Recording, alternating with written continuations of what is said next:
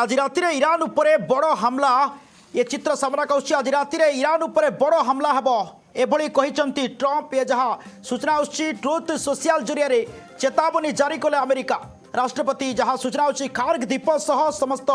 तैल उत्स नियंत्रण को नेबाकू चेतावनी होईछि आउ ये जहाँ वर्तमान बड़ खबर आसी पहुंची आज राति ईरान उपरे बड़ हमला हेब कहते डोनाल्ड ट्रंप ट्रुथ सोशल जरिया चेतावनी जारी करिसेंती अमेरिका राष्ट्रपति डोनाल्ड ट्रंप कार्ग द्वीप सह समस्त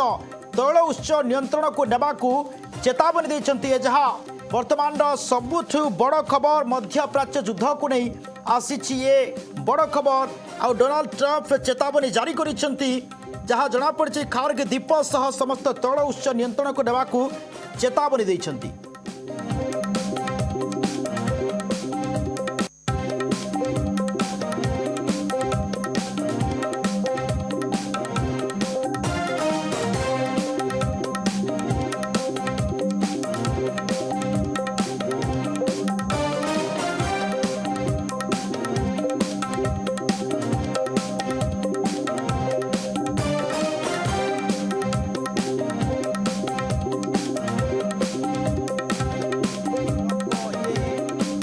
चेतावनी तेबे